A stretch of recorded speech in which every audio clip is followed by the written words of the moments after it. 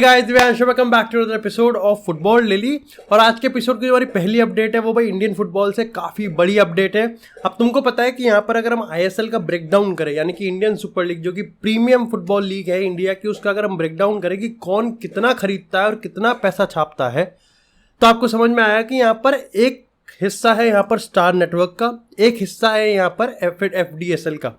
ऐसे में आपको समझना पड़ेगा कि 10 साल का कॉन्ट्रैक्ट साइन हुआ था यहाँ पर स्टार नेटवर्क में और एआईएफएफ में कि यहाँ पर जो ब्रॉडकास्टिंग राइट होंगे वो यहाँ पर स्टार नेटवर्क में होंगे, जहाँ पर क्वालिटी इश्यूज बहुत ज़्यादा थे, जिसकी वजह से जो पॉपुलैरिटी थी और जो व्यूअरशिप थी वो भी लगातार कंसिस्टेंटली डिटेरियोरेट हो रही थी। तो मतलब एक फ्रंट पे तो यहाँ पर जो एआईएफएफ है वो इससे इंडियन फुटबॉल इससे जूझ रहा था कि फैंस को फुटबॉल फील्ड में कैसे लेके आया जाए, कैसे स्टेडियम पे लेके जाए। इसके रिगार्डिंग हमने एक एपिसोड भी बनाया था जहां पर मैंने तुमको बताया था कि 2015 से लेकर 2022 तक की बात करें तो जो लोग हैं वो कंसिस्टेंटली गिर रहे हैं। यहाँ पर 2015 में लगभग 18 से 20 हज़ार लोग आते थे, यही घटकर अब 2022-23 की अगर हम बात करें तो 12,500 रह गए। तो एक फ्रंट पे यहाँ पर ऐसी मारामारी चल रही थी, तो दूसरे फ्रंट पे यहाँ पर जो क्वालिटी थी, जो ब्रॉडकास्टिंग राइट था, घर बैठे या हाथ में नुन्नू पकड़े जो क्वालिटी मिल रही थी वो भी बहुत ज़्यादा खराब थी, जहाँ पर जो क्वालिटी का जो स्तर था वो भी लगातार गिरता हुआ दिख रहा था, जिसकी वजह से जो व्यूअरशिप थी वो भी गिर रही थी।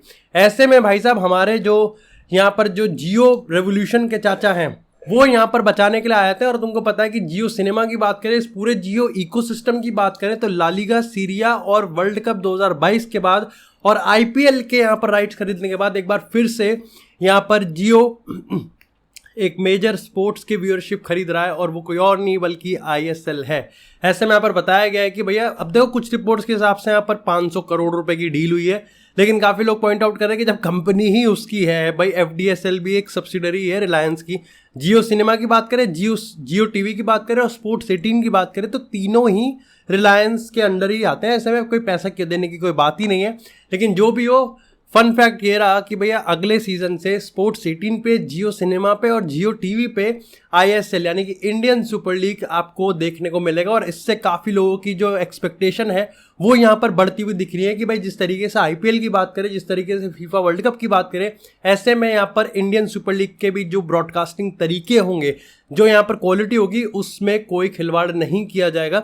एंड अल्टीमेटली जहाँ पर इंडियन फुटबॉल फैंस को लेकर आने के फ्रंट पे लड़ेगा, ऐसे ही यहाँ पर जियो सिनेमा क्वालिटी को मेंटेन करके घर बैठे नुन्नू हाथ में पकड़े हुए लोगों को भी कहीं ना कहीं सेटिस्फाई कर सकता है। इसी के साथ अगर बात करें अपने यूरोपियन फुटबॉल डेली की, मेसी पे बात करते हैं। और सबसे पहले तुमको पता है कि इस समय अगर एमएलएस में इंटर मियामी की बात करें तो वो यहाँ पर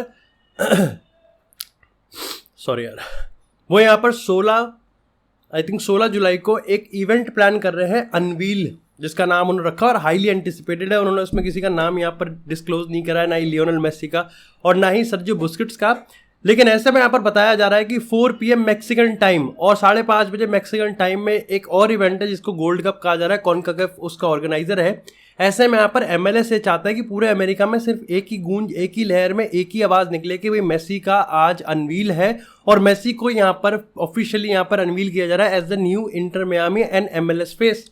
ऐसे में यहाँ पर काफ़ी लोग बता रहे हैं कि भाई देखो बहुत सारे एंटरटेनमेंट प्रोग्राम होंगे, कार्यक्रम होंगे, जिसमें आपको यहाँ पर क्या कहते हैं, यहाँ पर अगर हम बात करें शकीरा है, बियोंसे हो सकती है, यहाँ पर बहुत बड़े बड़े यहाँ पर सुपरस्टार है, और पुनीत सुपरस्टार और एमसी स्टैन का भी यहाँ पर नाम बताया जा रहा है।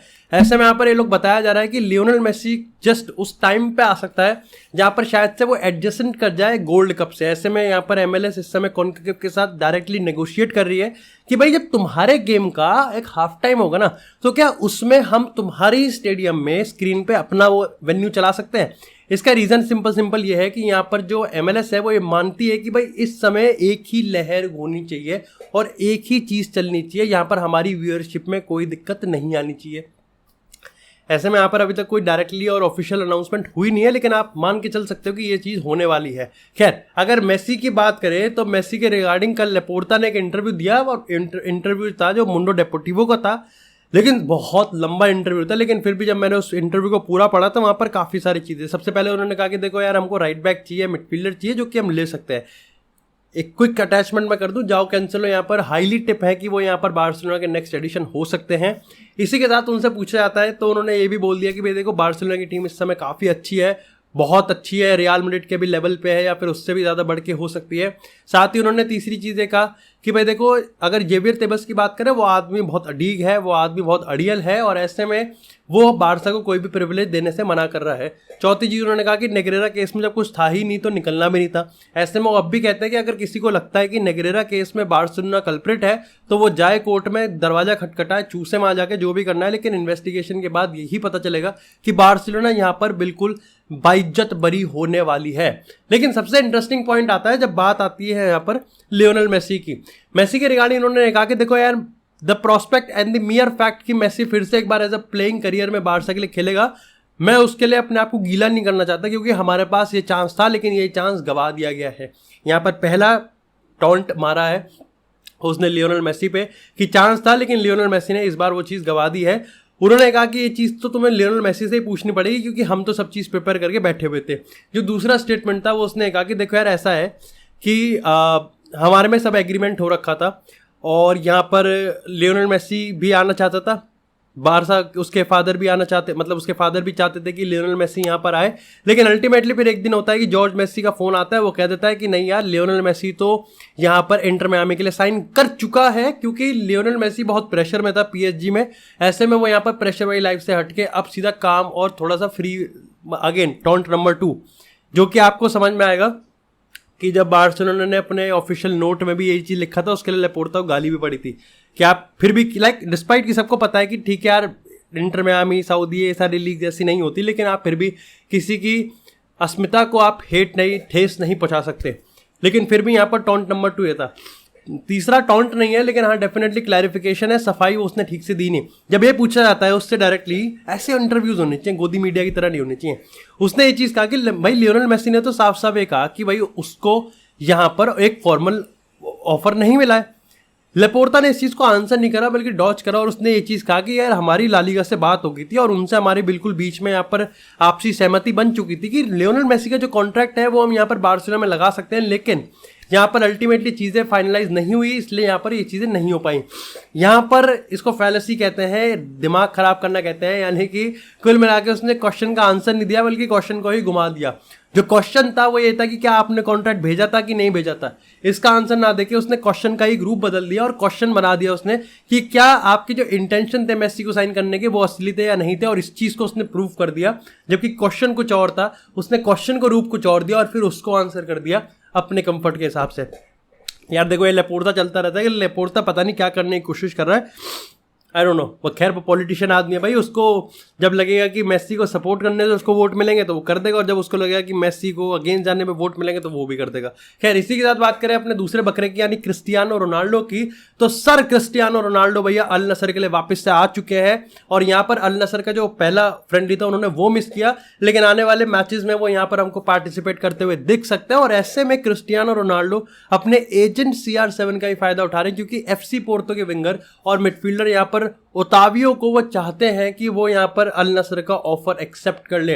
अल नसर का ऑफर यहाँ पर ये है कि 40 मिलियन देंगे हम यहाँ पर FC पोर्तो को, जल्दी करना पड़ेगा क्योंकि जो रिलीज क्लॉज है वो 60 मिलियन तक बढ़ सकता है।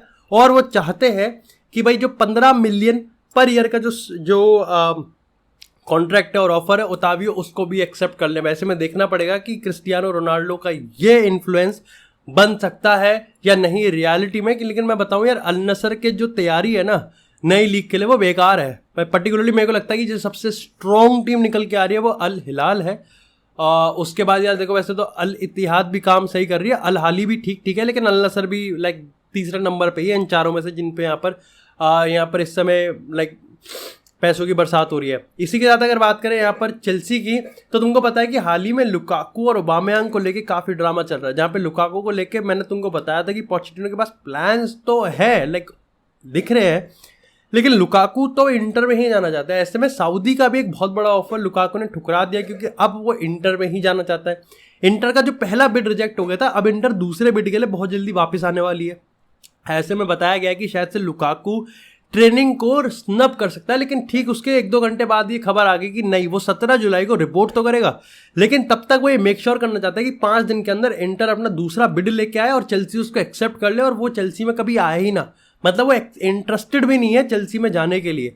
यही सीन चीज चल रही है यहाँ पर शायद से ओबामेयांग के लिए। और ऐसे में जब क्रिस्टियन पुलिसिच को उन्होंने एसी मिलान को सेल कर दिया है, तो अब चेल्सी अपना जो दूसरा बंदा लेके आई है वो है रायन चर्की, जो कि ओलंपिक लियोन के प्लेयर है। अब देखो पीएसजी ने जब जनवरी में था तो वहां पर उन्होंने ऑफर तो मारा था जिसको उन्होंने ठुकरा दिया था, लेकिन इसका मतलब ये नहीं है कि ओलंपिक लियोन सेल नहीं करना चाहती, वो सेल करना चाहती है। ऐसे में आपको समझना पड़ेगा कि ओलंपिक लियोन के जो फाइनेंशियल कंस्ट्रेंट है उसके चलते उनको शायद से सेल करना पड़ेगा। और 20 साल का लौंडा यहाँ पर आपको मात्र 40 मिलियन में मिल रहा है। और रेयान चर्की के बारे में मैंने बहुत वीडियोस देखी हैं और मैंने बहुत पढ़ा भी है। फास्ट नहीं है, लेकिन राइट फुट और लेफ्ट फुट, फर्स्ट 9 और नंबर 10 दोनों खेल सकता है। और पिछला सीजन तो काफ़ी अच्छा गया, इसलिए उसके आप कह सकते हो कि सही बताऊं मैं, लाइक अनपॉपुलर ओपिनियन, उसके हाइप आर्दा गुलर से ज़्यादा थी। आर्दा गुलर तो अभी हाइप्ड अप हुआ है पिछले 3-4 महीने में। रायन चर्की पिछले सीजन से लगातार कंसिस्टेंट लेवल पे बना रहा है। इसी की ज़्यादातर बात करें अगर दुसन व्लाहोविच की, तो यहाँ पर भाई पीएसजी ने अपने एक्सक्लूसिव और यहाँ पर मर्सेटो को साइड करते हुए और फेब्रिजियो रोमेनो को साइड करते हुए उन्होंने बताया है कि शायद से पीएसजी अब दुसन व्लाहोविच पे जा रही है। पिछले 2-3 दिन से हम लगातार इस पर बात कर रहे हैं कि कैसे भाई दुसन व्लाहोविच को लेके यूवेंटस अभी असमंजस में है। ऐसे में यूवेंटस का ये डिसीजन लेना कि वो इस सीजन यूरोपियन कंपटीशन से बाहर रहेंगे, ये दुसन व्लाहोविच के पर्सनल एम्बिशन से कुछ खास मिलता जुलता है नहीं। ऐसे में यहाँ पर जिसके लिए 60-70 मिलियन दिए हैं, यूवेंटस अभी ये सोच रही है कि हमको इससे कितना निकालना चाहिए। एक अच्छा ऑफर आएगा तो यूवेंटस इसको सेल भी कर देगी। और डिस्पाइट कि यहाँ पर अभी जो सीजन है वो थोड़ा सा डगमगाता हुआ ही गया है, लेकिन आपको समझना पड़ेगा व्लाहोविच अभी सिर्फ 23 साल का है। और ऐसे में पीएसजी के पास जो इतने भी रिप्लेसमेंट है एम्बापे के लिए, आज नहीं तो कल एम्बापे को रिप्लेस करना ही पड़ेगा और एक्तिते इसके लिए रेडी नहीं है। ऐसे में यहाँ पर 80 या 90 मिलियन का ऑफर मान के चल रही है पीएसजी की, देना तो पड़ेगा ही और वो दे भी देगी। पर्टिकुलरली अगर व्लाहोविच की बात करें तो व्लाहोविच इस आइडिया से खुश है, वो पीएसजी ज्वाइन करना चाहता है। और कहीं ना कहीं आप कह सकते हो कि जो क्लोज सोर्सेज हैं वो भी इस चीज़ को साइड करते हैं कि अभी the prospect of playing for PSG is bigger than playing for Juventus. Agreed, yes it is. खैर इसी के साथ अगर बात करें बर्नार्डो सिल्वा की, तो भैया बर्नार्डो सिल्वा के लिए हाल ही में सऊदी ने एक ऑफर दिया है। और सऊदी आप कह सकते हो कि वो इतना कॉन्फिडेंट हो रहे हैं कि वो जीत जाएंगे कि वो इसको फॉर्मल ऑफर, यानी कि आप कह सकते हो कि आने वाले टाइम में एक ऑफिशियल ऑफर आ सकता है उनकी तरफ से, जहां पर वो मैनचेस्टर सिटी को 70 मिलियन देने के लिए तैयार है। एक ऐसा बंदा बर्नार्डो सिल्वा जिसका कॉन्ट्रैक्ट 2025 तक है, 70 मिलियन देंगे और 50 मिलियन की सैलरी हम उसको एक सीजन की देंगे 3 साल तक, यानी कि 150 + 70 220 मिलियन का पैकेज यहाँ पर वो तैयार कर रही है। अभी देखो 4 ऑफर है। बर्नार्डो सिल्वा यहाँ पर बारसा भी जा सकता है, बर्नार्डो सिल्वा पीएसजी भी जा सकता है, बर्नार्डो सिल्वा अल हिलाल भी जा सकता है, वही टीम जिसने हाल ही में 55 मिलियन में रूबन नेवेस को खरीदा है और फिर उसने यहाँ पर 40 में सर्ज मिलिनकेन-साविच को भी खरीदा है, उसको भी ज्वाइन कर सकता है। और यहाँ पर वो मैनचेस्टर सिटी यानी कि एतिहाद में अपना कॉन्ट्रैक्ट भी एक्सटेंड कर सकता है। लेकिन बर्नार्डो सिल्वा ने अभी तक के जो पत्ते हैं वो अपने बचा के रखे हुए हैं। बाकी that's it for this episode guys. I hope आपको एपिसोड पसंद आया, और एपिसोड पसंद आता है एपिसोड को लाइक करें, चैनल को सब्सक्राइब करें। आपको इस तरह फुटबॉल से एक्सक्लूसिव कंटेंट चैनल में मिलता रहेगा। तब तक के लिए stay tuned, stay safe and I will see you guys in the next episode.